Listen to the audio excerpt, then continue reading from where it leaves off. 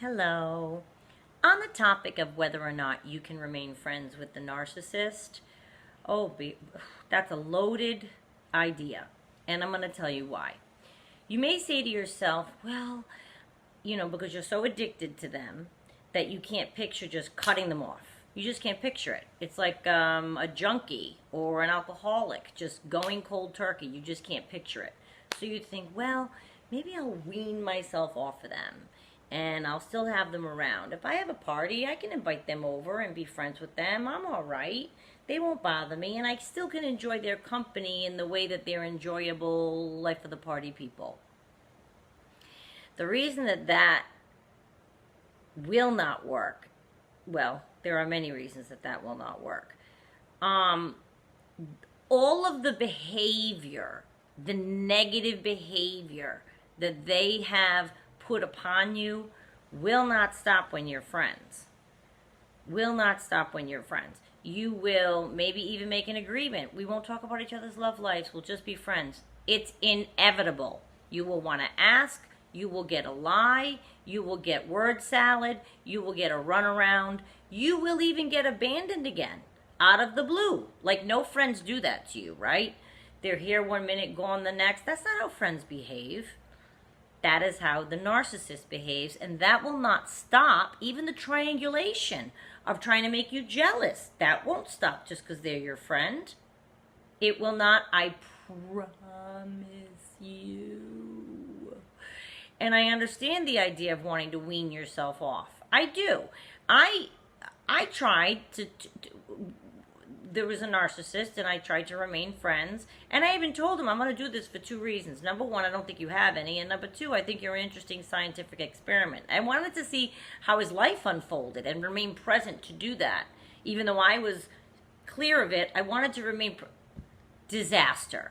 It's impossible. It was almost worse because now, if you are trying to maintain a friendship with them, say, God forbid you start seeing somebody else and they find out.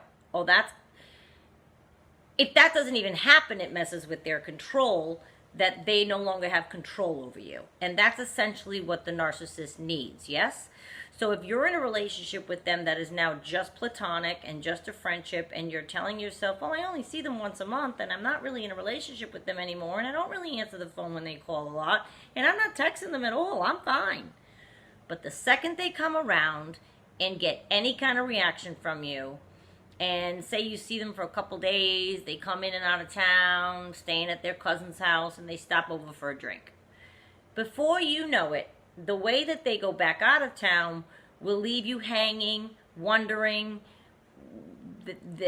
It'll be mystery, it'll be clouded, there'll be something shady, I promise. Because what they like to do is leave you a writhing mess, not knowing what just happened again, even as a friend. You follow what I'm saying? It will happen that way. In other words, when you have a friend that comes in and out of town, stays at their cousin's, and then you get together for lunch, basically you say, I had a girlfriend in from out of town. She left last week. And there's closure to it. Oh, it was so good to see you. I'm glad we got to dinner for a few times. When are you coming back? A month? Okay, great. Da-ba-ba. Kiss your mother. I love you. Ba-ba-ba-ba-ba. It's not like that that's a friend.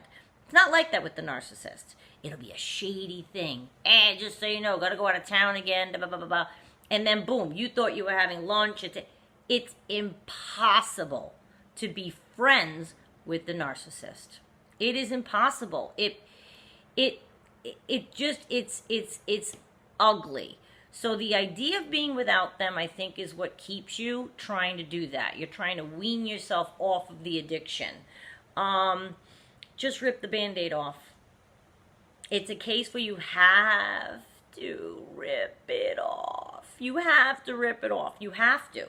There's no other way. And I've tried all the different ways, and I've read and saw videos and listened to people and read all the comments. I've been doing this for months and months now, trying to gain this education so I can pass it on to you. I'm worried about young people encountering this kind of person, thinking, well, I can remain friends with them, and then maybe when they straighten out, we can date again. No, no, and no. double no, triple no, quadruple no. It doesn't work that way. And not for nothing, they don't deserve your friendship. Why do they deserve your friendship? Think of the friends that you have in your life and how exemplary they are. I have particularly fine taste in my friends are exemplary people.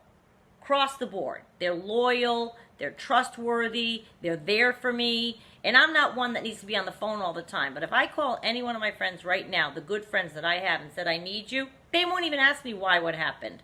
They'll be on a plane to Orlando before I can tell them what happened. They'll get filled in when they get here. That's the kind of people you want in your corner. And that's not what the narcissist is ever in a billion gazillion years going to be for you.